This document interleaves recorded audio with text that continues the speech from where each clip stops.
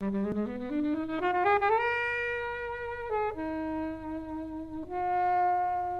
guys, this is the third episode of Flixwatcher podcast. Thanks for sticking with us. I'm Helen. And I'm Kobe. On this episode, we're going to be talking about Knox, the Netflix original documentary. And to talk about the film, we've got Josh from Footballistically Arsenal.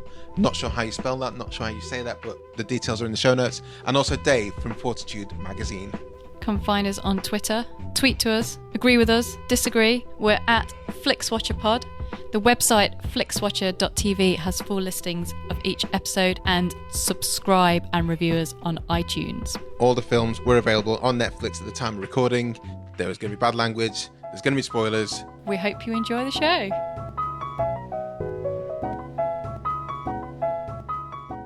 Welcome to this edition of Flixwatcher, and today we are joined by Josh and Dave. Do you want to say hello, Dave? Do you want to say hi and tell us a little bit about where you're from? Yeah, my name's Dave Hudson from Fortitude Magazine. We're an online entertainment magazine for 16 to 24-year-olds. We cover music, TV, everything. And yeah, thanks for having me. No worries. I'm Josh. I run a company called Play With a Legend, which is there to provide members of the public the opportunity to play football, predominantly with former footballers, and we're an agency for former players. And I do have a regular podcast I'm part of, which is called Footballistically Arsenal, which, as the title suggests, is a weekly look at everything Arsenal Football Club related. Amazing if you love the Arsenal. I take it you're an Arsenal fan. I'm a big Arsenal fan. It's good fun. You can find us on iTunes. It's good fun. Being an Arsenal fan or the podcast? Being an Arsenal fan, well, it was better the first sort of half of my life. The first 15 years of supporting Arsenal were full of sort of winning Premier Leagues and a bit more trophies. Yeah. The last 15 years have sadly been without the same number of Premier League titles, but I'm sure the good times are just around the corner. Well, let's hope for you. So you're the one, you chose Knox, which is what we're talking about today. Yes, I did. Why did you choose Knox? Well, one of the reasons, I went to the University of Leeds for my degree, which was criminology. So that, I guess, is part of the reason this film was so interesting from a criminology sort of background. But more so because underlying, I was at Leeds 2006 to 2010. And this story, you know, with Meredith Kircher as a University of Leeds student, I think was an underlying theme of sort of my entire time, or it felt like it, of university. It was the constant story that was in the local press, certainly the Yorkshire Evening Post would follow the story meticulously long after the National to sort of stop following it on the daily. And then, of course, the Leeds student newspaper, you know, which was, you know, had people that knew her personally still sort of involved in the paper, was forever, you know, talking about it and keeping it, obviously importantly, in the minds of students. And it was generally because I think the story went on for so many years, and still, I mean, to an extent, we haven't really solved it. They made a documentary about it. Of course. Because it's still not been solved, it's never really gone away. So when I saw that this was on Netflix, and I should probably say I'm quite new to Netflix. I've only sort of had a Netflix account for the last 4 months since I moved in with my girlfriend, and we sort of spend more time watching TV and having that Netflix account. So when I saw this was on there, and you mentioned the idea of coming in and choosing something, it seemed like an obvious choice. Oh, fantastic! I don't know why I pointed to you. So give us that was a good summary of why you chose it then, Josh. So why did you? Yeah, give us a synopsis of what actually happens in the. Well, look, I appreciate, as you mentioned, disclaimer, that you give sort of an idea of a spoiler, or which might happen. But essentially, she's a foreign student from the States, as I say, from Knox is. Sorry, yes, yeah. Knox is, and she is the main suspect really around this death of this British student. And I think there's an interesting similarity you could almost draw between why this became such a huge story for the British public in a way that Maddie McCann did. She was from a white middle-class family, and that made it perhaps at the time a huge interest. It was something people could connect to. It was something the Daily Mail, more than any other newspaper, maybe picked up with them, and the journalist we'll talk about him. Yeah.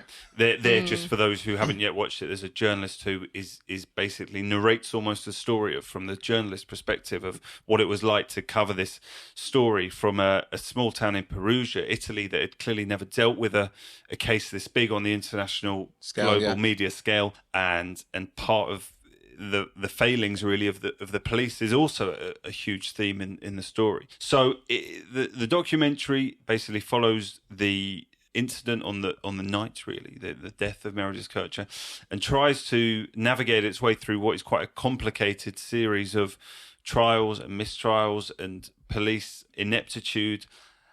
And eventually we don't really necessarily get the answers we're hoping for as an audience, and we're left really to our personal views about who perhaps is responsible and who isn't, and who was treated fairly and who was treated unfairly during the whole process.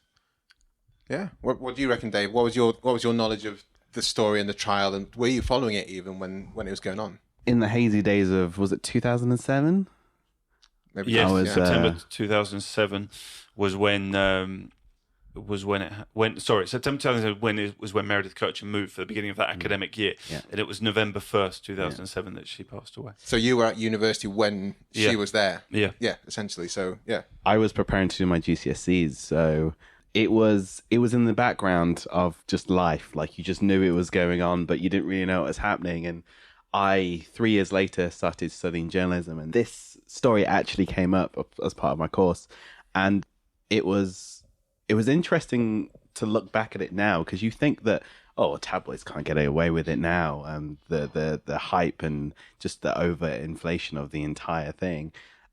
And I felt that the documentary makers actually did it justice. It was so clear cut. It was for you to go away and make up your own mind about it. I just thought it was brilliant. Unlike with Making a Murderer, where it was just like, oh no, this guy is innocent and the government is corrupt and, you know, they're all against him. It's like, you at one point you're like, oh no, she did it, and the next minute you're like, oh no, she didn't do it, and then you're like, it's a roller coaster. So you actually like the idea of it kind of leaving you hanging to some degree at the end of it, rather than Making a Murderer is quite an interesting comparison, because it kind of leads you... I'm going to point out, I've not got to the end of it yet. Okay. So... It leads you down a garden path. Yeah. So... This is just a void of just which way do you want to go, and either way, you're probably wrong. You don't know. Nobody knows. What do you reckon, Helen? I mean, I really enjoyed it in terms of a documentary. It does what documentaries are meant to do. It's to present the sides of the story and remain impartial and basically leave you in a position where you're like, okay, well, did they do it? Did that happen? And it's particularly interesting because obviously you've got Meredith there, and you've got, what's it, Raphael? Scalatari, is it? Yeah, him as well. I'm sorry if I've just abused that name. Yeah. And then obviously the person from the Daily Mail. Nick Pisa. Yeah.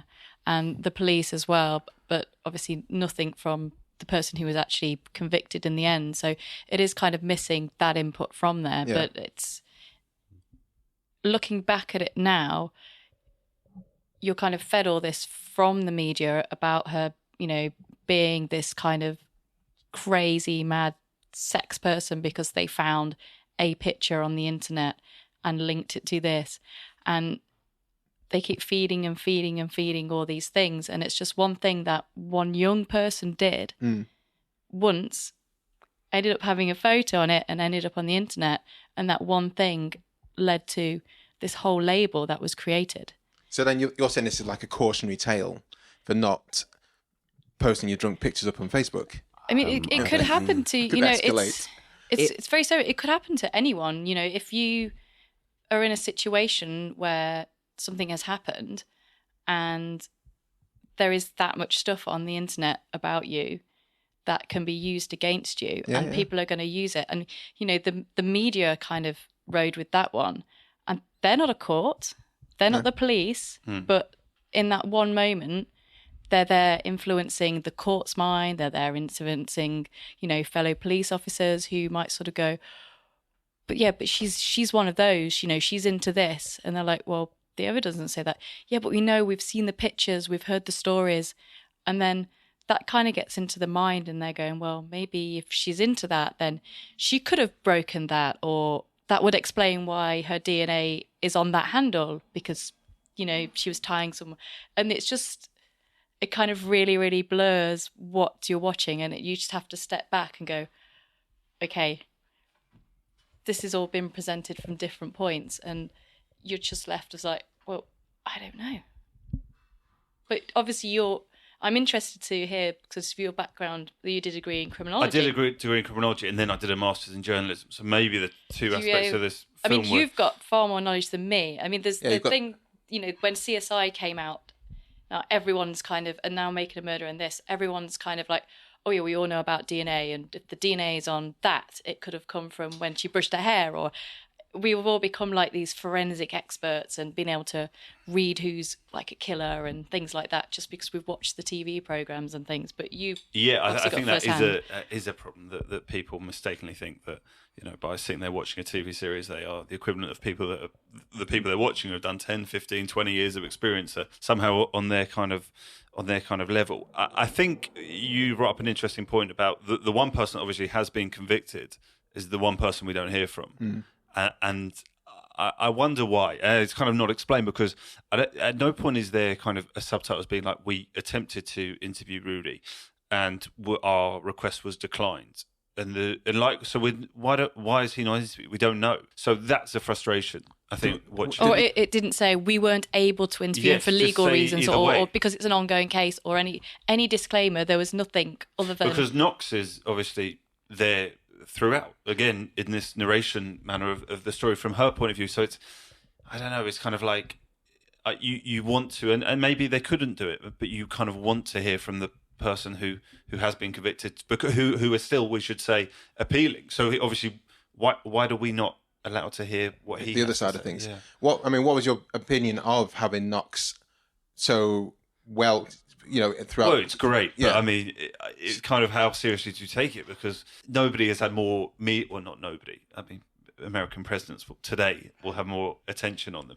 She has had huge national attention, and therefore has had a lot of people around her to advise on how she should be presenting herself to the wider world.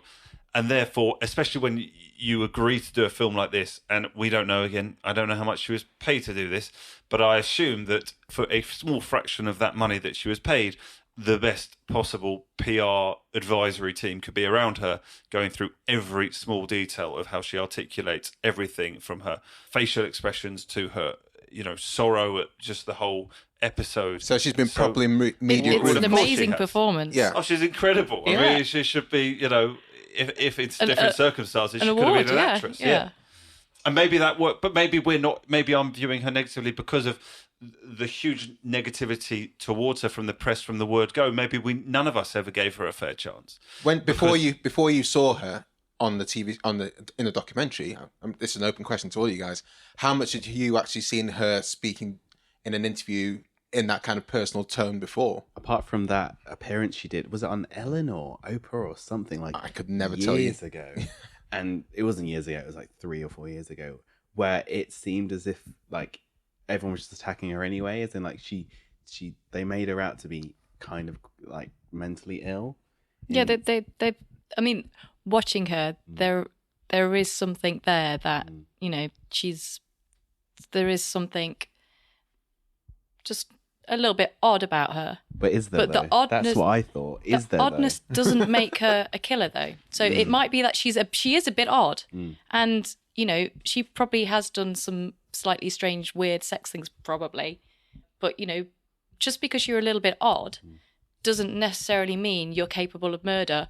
So I agree, and also more than that, just whether she was odd or not, going through what she's gone through is going to make anyone, odd, if we can continue to use that word. I'm sure the person I am would be vastly different, having gone through what she's gone through, regardless of her involvement, non-involvement. Start to imagine what she has gone through. Whether she was incarcerated for some time. I mean, it's not but even like the behaviour, then the thing about her kissing her boyfriend on the day of the murder. Yeah, I mean, it's not the wisest of decisions, but if you're there and you're with someone and you're going through a traumatic time, and the person you were with at that time is at that point, whether you've been together a day or a week, the closest person to you emotionally, then you may want to have some physical contact with them. If you know you're being filmed, then you're probably not going to do that. But for her in that position, it's difficult. I guess I'm not sure any of us have hopefully been in a similar situation where you've lost someone so aggressively and in such a sort of horrific manner to know how you would react until you yourself are in that position. I mean, the one thing that sort of stayed with me come the end of the documentary was that she, of course, Knox did accuse Lumumba, Yeah. her employer. This is And like that the is odd not thing, a isn't normal. it? That is not, the rationale behind that. I don't know if I'm satisfied with her explanation of why she got to that point. What's that? It doesn't fit in any of the stories, or it doesn't.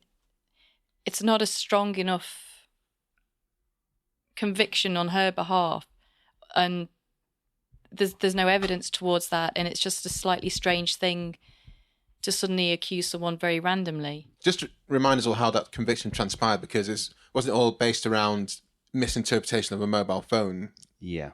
and it just seems to be like an odd kind of.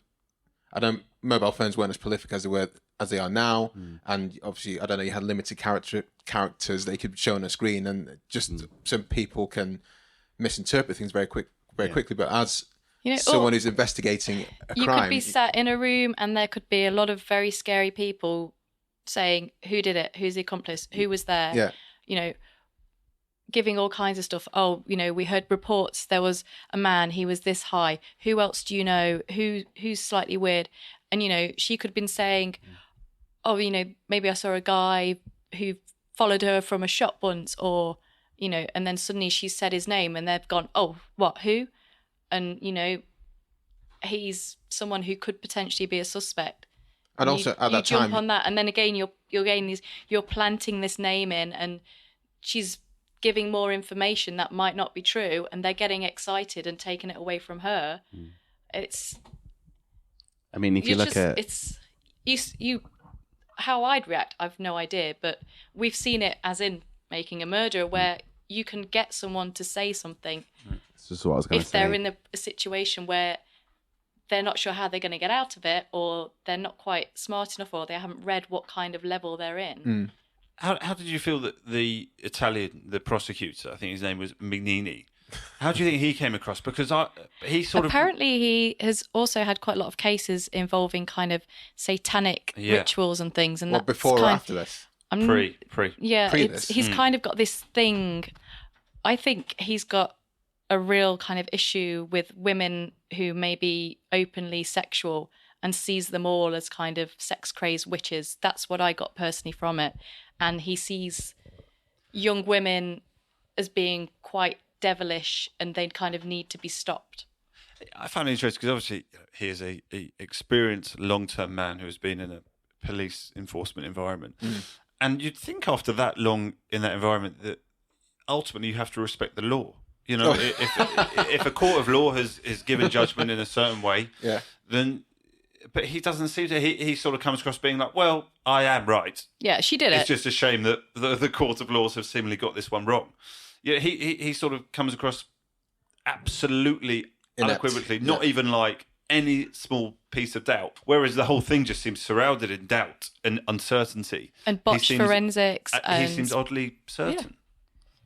Which was I found that one of the interesting themes that sort of stayed with it, because he spoke, didn't he, at length about how the body was covered with a sheet and how that meant that therefore it was a female, because a man wouldn't possibly think to do this. That's conclusive evidence.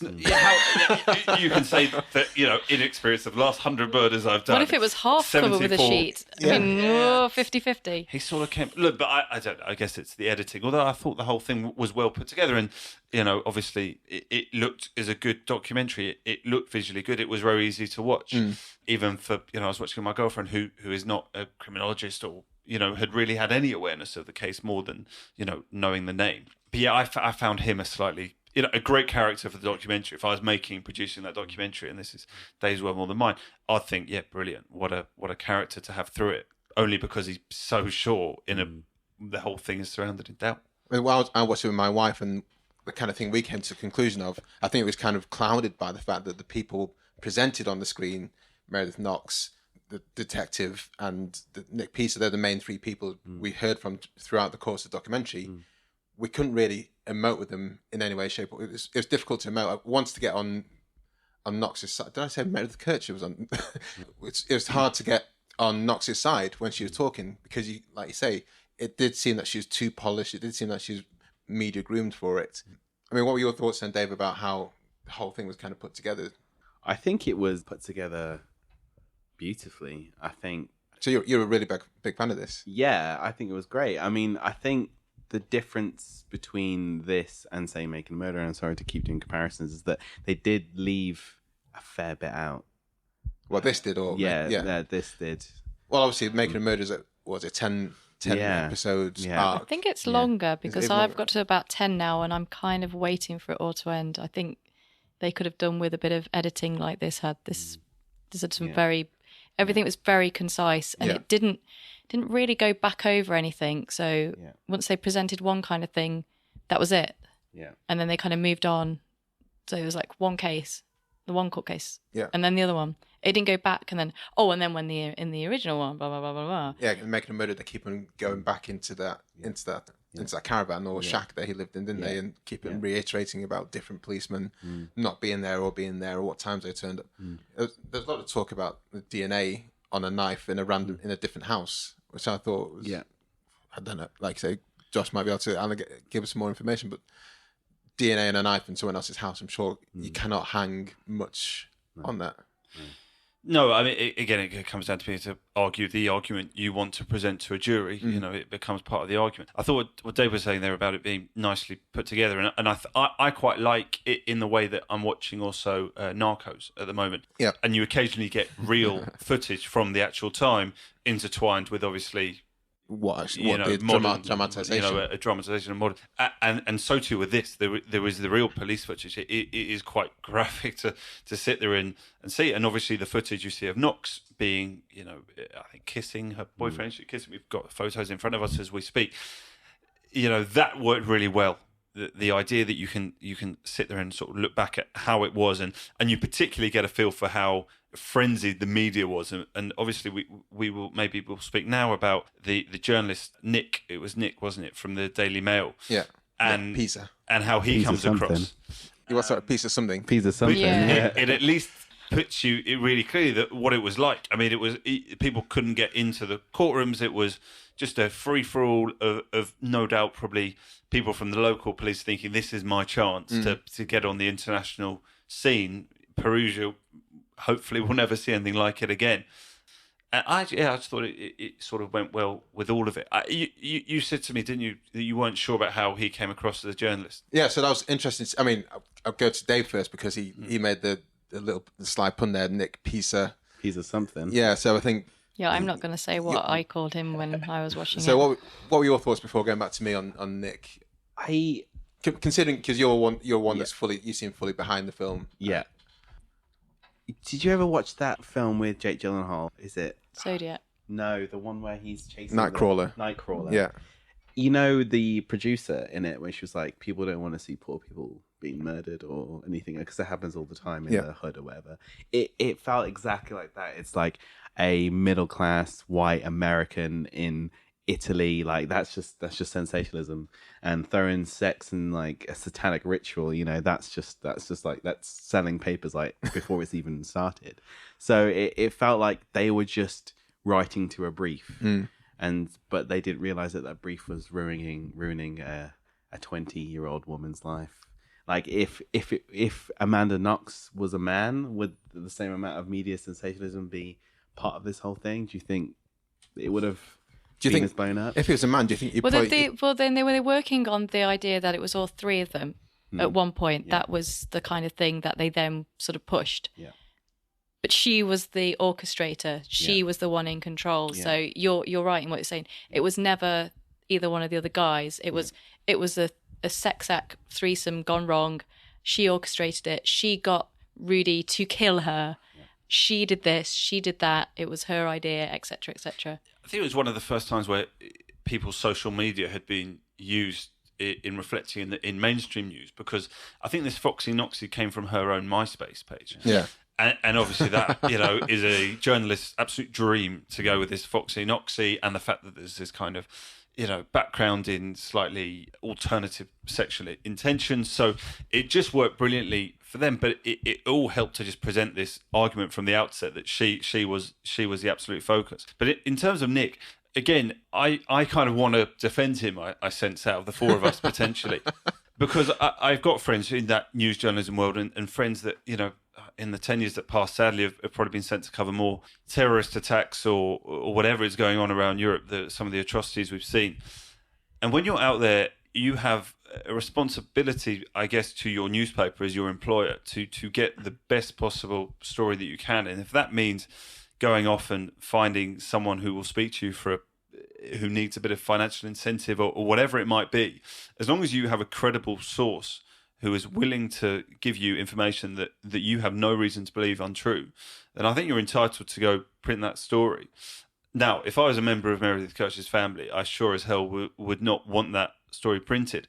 But if that wasn't Nick, it's another bloke like Nick doing that as a job for the Daily Mail. It's not the role I have a problem with. It's the way Nick did it with such kind of glee. He kind of enjoyed. Yeah, he enjoyed it. Of course, it's an amazing story. He knows he's got sent to cover this story. He sees it's front page news. He lives in a world of where he's not a footballer scoring goals. He's a journalist trying to Selling score papers. front page. It's not even about selling, but I think it's about, in that world, it's ego. It's ego. Can his name be on the front page? Because when he wants to retire age 60, it'll be how many front pages of the Daily Mail did he do? And that's what will be hung up in his But that's house. the thing, in this course of this documentary, that's what he kept on referring to. Like, and I got another front page from this story. Yeah. But he didn't lie. No, I'm not. I'm sure he's not lying, but I can't empathise with him in any way, shape, But or I form. think that's just you as a sort of personality would never go and do that as a job. Yeah. Not because there's many people like him. But 100%, if when I was thinking about producing this documentary, and I had a really straight down the road journalist who would have played everything, but wouldn't have gone out to seek anything slightly alternative, wouldn't have dug in the same way, or I had Nick come along who did that and is going to speak in the way he did. For the documentary, he's the villain in this film. Yeah, you need Nick to actually give that side of things, and also he helps present this kind of frenzied environment that was going on all around it, which is quite important as well. Oh, absolutely, yeah. So I don't think he comes across as likable. He clearly wouldn't care. You can tell from his eyes. Yeah, he doesn't care he's not going to listen to this and go, "Oh my god, I can't believe they said that I was a dick." He'll be there going, "Yeah, that's me." Bit. Yeah, I did my bit. They know my name. They know my name. Yeah, we've said it a few times in this podcast. And probably him getting asked to do that documentary was another kind of front page kind of style. Well, it's come back into... local celeb now goes into the pub. Yeah, we saw you, man, on TV. Yeah, because previously people just saw the name, didn't pay any attention to it. Now they can put the name to the face, and he's there with a smug tiger in. Maybe we're doing him a slight disservice because his job was to go and find nuggets of information, to go and find something that his competitors weren't doing, and I think he probably achieved that. So, much as he comes across as unlikable, I think he probably is quite good at his job. If you were the Daily Mail editor, you want him on your side. He's that kind of guy. Yeah, but then, this is at the same time phone hacking and, all the deplorable things that the media was doing to ruin people's lives. And it's just like, it's a continuation of it. It's like there's got to be a morality issue with these newspaper journalists. And that's exactly the reason why I didn't go into that kind of journalism, because you're just ruining people's lives and you're not actually giving anything to society. You're just selling papers for the sake of selling papers, just because you saw a girl's cleavage on MySpace and she murdered someone. I would defend him again. I think from that. I think with Nick, he has, and we shouldn't associate him with phone hacking necessarily that went on. I think at different. I think at the Mirror certainly, but not at the Mail at that time. So I think it's unfair to brandish him in that manner. But I think ultimately he's doing his job, and he could argue it's in the public interest. That is a story that absolutely captured the nation, and I liken it only to the Maddie McCann. I can't really think of another example where something has happened abroad to an English citizen and has dominated news for years to come. And therefore, any small aspect of that story, I'm sure now if we were looking back at what was the most read story of the time or the most clicked on story I'm sure it was any nugget of information, just because I think it's people could relate to. They could think, well, my daughter or son is at university and has thought about studying abroad. It's just something that could resonate in terms of just horror, and it made a great story. And Nick was one of several people out there. He just happens to be the guy in this film. Yeah. And look, we would... Well, are we telling him he shouldn't look into someone's background online and and do it's not do their side again. of things. It's not what he did. Can it's only, just, but he can present it in his way, and as long as he's not making anything up or taking anything untrue, he's entitled to do it, and I'm sure he's still doing that in whatever stories he's covering. It's about providing value. It's not. This is exactly what is the issue with the British media at the moment. Like we've seen with Brexit, we've seen with so many other things, like just pulling up stats and pictures of migrants for the sake of it, just because you're playing into people's fears. That doesn't provide value. That just creates further division, and that just creates hysteria for no reason. Look, I'm not here to defend the I Daily know, Mail. I'm not. I did some work experience or freelance work for the Mail online about 9 years ago, but I'm not here to defend them or to suggest that they're not in some way divisive. I'm just here to argue the point. He, I think, was doing his job. There was no phone hacking. There was no lies. There was just interpretation of what they were able to find at the time from a small community, from no doubt police officers that were happy to speak in a time that was just complete frenzies and they couldn't cope with. And I think it's a point Helen said before. He is the least likely bloke to care in the world what people think of it. That's a great way to summarise him, isn't it? I guess. Hence why he works at the Mail. So, With such happiness. I actually read some conspiracy theories on this. Why is he an alien? Afterwards. No, he is an alien. Or a changeling or something. I mean, you've got to read Reddit, our conspiracy sometimes. I don't know if I can just. I don't want to go down that path. Hold with me here. Is it Rudy? Rudy. Yeah. So the theory is that Rudy was actually an informant for the Italian government at the time, or something like that. Right. So he was the reason why he was able to get away with it is because he was basically untouchable. That was the conspiracy theory behind it. But he didn't get away with it. He was convicted. Well, the reason why he was managed to leave the country was because he was an informant for the police and the government or something like that, and that's why they covered everything up, and that's why they made it like a massive mess. Sounds and that's like a why, different film they need to do. I know, right? It just sounds. I mean, like the idea behind the fact that they tried to swap him out for the other. What's his name? The bar owner. It's like, swap him out for another black guy. Like, it's fine. It's done.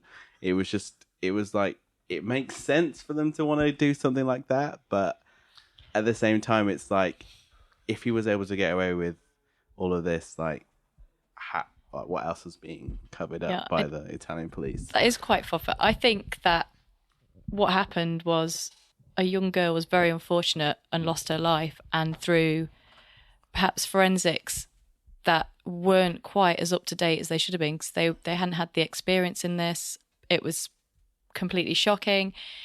There's issues with maybe DNA that we're never going to know who did it. Someone has been convicted on the basis of quite strong DNA, but we're also never really going to know what Amanda Knox was actually doing on that night and whether she did have any involvement.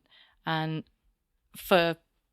you've got to kind of look at it for the Kirchers. They can at least say, well, at least there is someone who is serving time for doing that. And we're kind of here and we are discussing, it is a documentary. It's not obviously presented as a film, but, we're kind of discussing something that is entertainment, which has been presented in a very stylized and slick way. But it's still, at the end of the day, there was a poor girl who died in a horrific way. And we still don't really know what happened. And it's this kind of thing with these kind of things that are made, that it's very difficult to kind of not get swept up with the whole he did it, she did it, and like, oh, this is really exciting. And we've kind of like brushed off the thing that the weird sex things that could have been involved.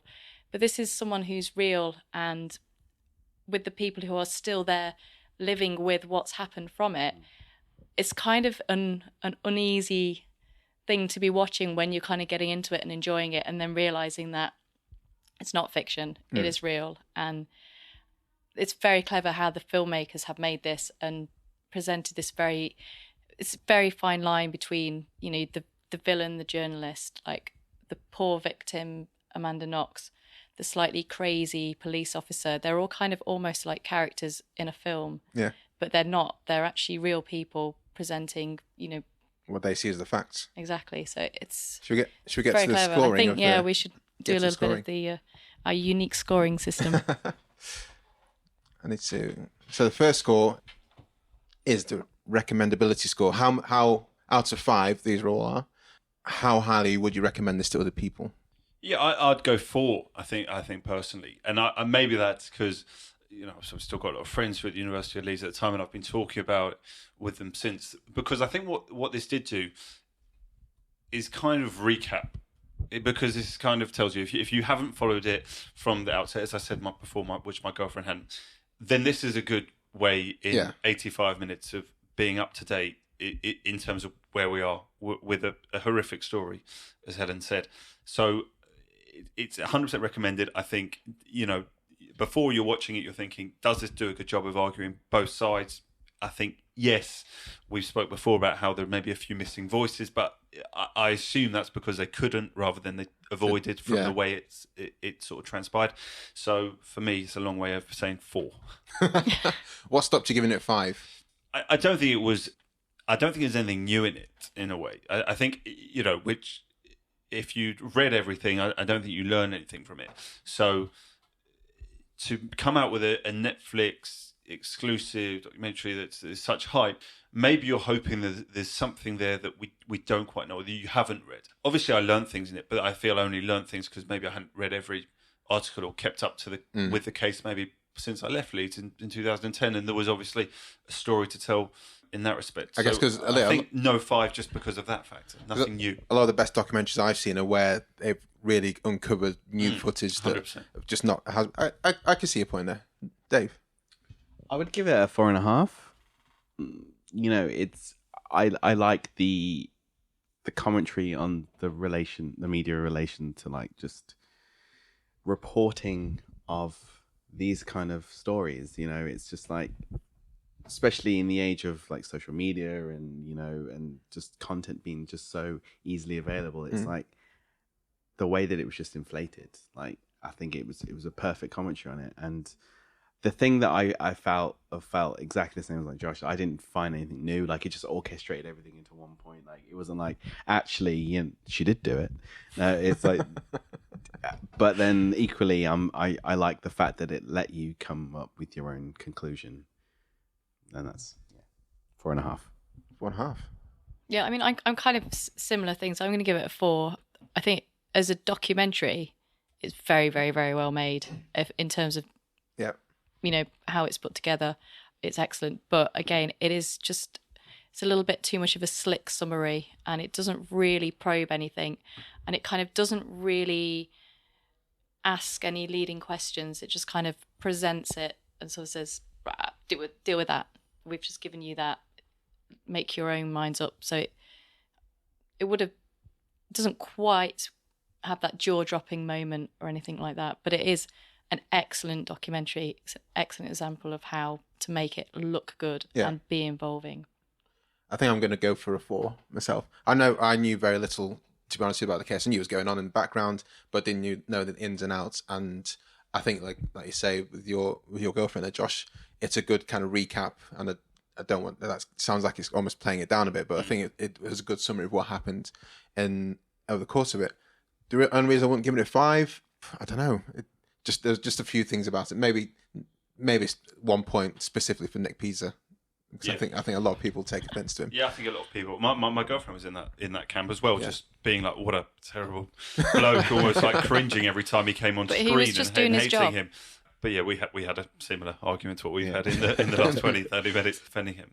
So you've got the repeat viewing score. Yes. Is that the next one to give? Well, I think for me, I wouldn't rush to watch it again. So I'll go 1 out of 5 on the grounds that, in maybe 6-9 months' time, or a year's time, if there was someone else maybe who I'd seen again from university days who I hadn't seen while and they hadn't watched it, I would be willing to sit through it again. It's only, as I say, 82 minutes, I think I just checked. But yeah, it's not something you'd rush to. I think, you watch it once, you take it in, you learn, you recap the story and you wouldn't rush back. Dave?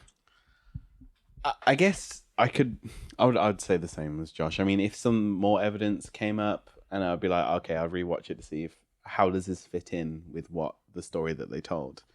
But really, unfortunately, in the age of Netflix, you just move on. It's a sad. You're going to give it a 1 as well. I'll give it a 1, yeah. I mean, I'm going to give it a 2. I mean, it is very short, and as we do know, I do quite like a film that Especially is less than an hour and a half. Especially on TV, I think it's a bonus, isn't it? This is good. Again, I would watch it again if new evidence came up, or again, like, you know, someone who hadn't seen it and we were faced with what to watch on Netflix. But I don't think it's unwatchable, but again, it doesn't really have that urge for you to kind of watch it again and see if there's anything that you've missed. Yeah, I think I'm a 2. For the same reason as you. Sorry, you said 2, didn't you? Yeah. Yeah. I'm a 2, but for the same reason as both Dave and Josh, but I think I'm just a bit more of a lenient scorer. I think just what Helen was saying there, it didn't make me want to go back and start again by any means, but it probably did make me want to, as I did, go on the internet and look around a little bit more about the story and things that had come up, and I wanted to go and read back the way it was portrayed in the media at the time, and you know, maybe learn a little bit more, or look at a few of the articles that were written by, you know, Nick or in the media at the time. So, but not in terms of reviewability. Okay, the small screen score. This is perhaps the hardest one to describe. It's kind of, do you think it's perfect for watching on TV, or do you wish you'd seen it in the cinema? And it's kind of open to your interpretation as to how you score it. I'm going first, which is tough, but I'll go 4 because I mean it's not massive action. There's no amazing action scenes with explosions that you need to kind of feel that wow factor in the cinema. It's ultimately a relatively straightforward documentary. I mean, I've got no idea out there 82 minutes when we're just literally looking at one person in the middle of a screen, whether that be Nick or Amanda Knox, is obviously as simple as it comes. It's a glorified vox pop, and therefore you do not need to be in a cinema to kind of enjoy that in the same way. So I think it's a perfectly enjoyable in a small score environment. So I'll go 4. Dave? Yeah, I'd give it. It's perfect for Netflix. It's perfect for watching on TV. Like, it's no montage of heck. You know, it's not like it's not. It's beautiful, but it's not like Did you watch Montage of Heck in the cinema, or do you want to watch it in the cinema? I want to watch it in the cinema. I saw that in the cinema. On Did you? Netflix. Yeah. Was it good in the cinema? Yeah, See, yeah. there we yeah. go. Yeah, perfect for your TV Friday night. So, what's the score? 4.5. 4.5. Yeah. Helen? I'm going to get it a 5. I mean, it is perfect for Netflix. It's under an hour and a half. The way it's presented is completely absorbing. You know, I had 110% attention with this. That's the next score we're talking about. Engagement. So this could be quite high. Yeah, It's for a 5. Netflix original. Yeah. It's really short. You know, you can watch it on a computer really easily. 5. Yeah. Well done, Netflix. More like this. I think I'm giving it a 4.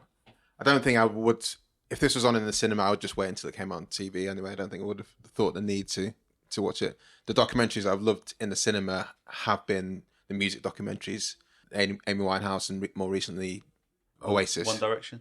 Yeah, when that comes out, has it been out? No, they Oh haven't shit! come, Oh yeah. no, missed it. I didn't know that. Engagement score. How engaged were you whilst watching the show? Did you feel the need to check your phone? Did you stop it and pause it? 4.5. I really? think I agree. I think maybe I'm one. I looked up how long it is in advance. I do that. I don't know if you do that as well.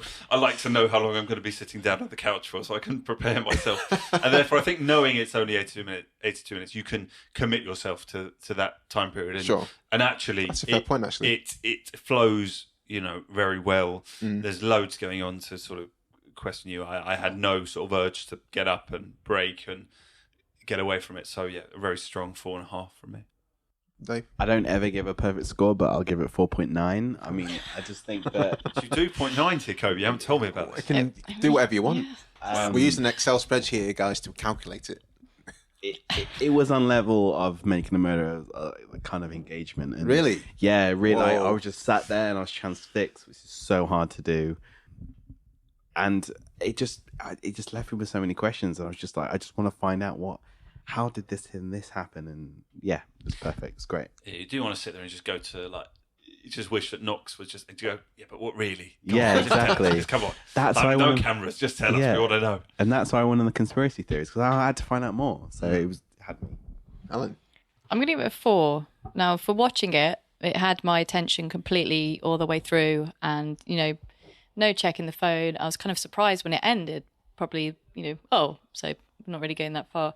But that was kind of it. It kind of ended, and that's also a little bit where my kind of interest in it sort of ended. And, you know, it's not really compelled me to look into it anymore, or maybe, you know, see if there's any other kind of documentaries that have been made. So Okay. that's where it just loses the slight mark there.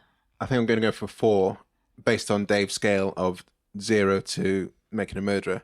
No, no, nowhere near. I'm really struggling with that. I'm about episode 10, and I've not watched it for nearly a week because I'm just like. I plowed through that in like 2 days. I couldn't put it down. Yeah.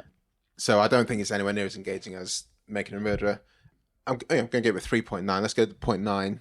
But on the other side, and then you get these overall scores. So I take issue with your scoring system here, Kobe. While we're here, what? I just think this repeat viewing is an unfair one to put in these categories. Well, I think a film not wanting to go back and necessarily watch them doesn't diminish it in terms of its greatness. I don't think it has to be, and especially with a documentary. And I quite like documentaries. Yeah.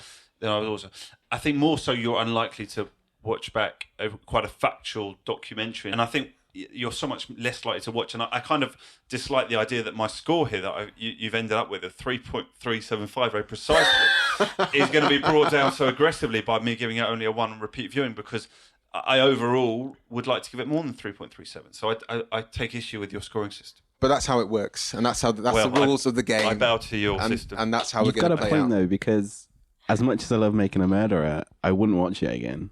I think I would watch it again. But I would watch it with less intent. I'd have it in the background and stuff. So anyway, the overall score for this is 3.6. Josh, it's fair to take issue with, and they are kind of.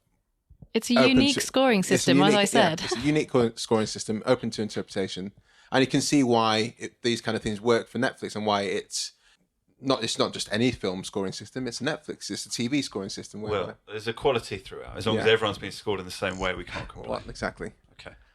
Okay. Well, with that, before we go, if you'd just like to remind us of where we can catch you elsewhere. And know that we will link everything to the show notes to. Of course, it's been a pleasure to do this, and a real honour to be invited onto your podcast. So thank you for that.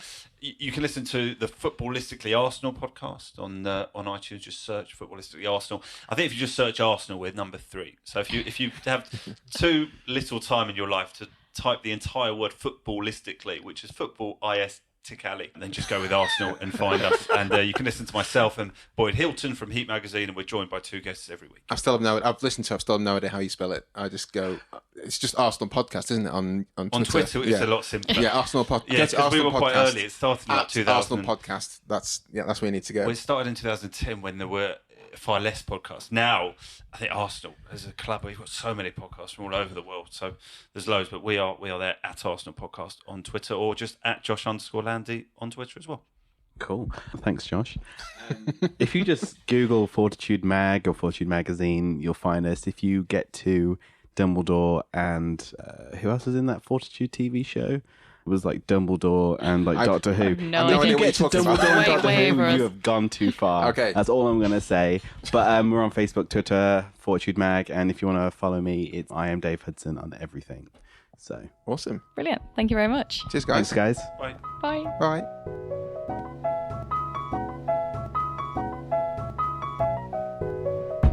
Thanks a lot, guys. I hope you enjoyed the show. We talked about Knox there with Dave and Josh. Josh from Footballistically Arsenal and Dave from Fortitude Magazine. Please come and subscribe to us on iTunes. Visit our website, flixwatcher.tv. And if you want to join us on Twitter, we are at Flixwatcher Pod. Big thanks, of course, go to GL Productions for the excellent editing skills and to Mighty People for the tunes you can hear right now. You can find them on SoundCloud.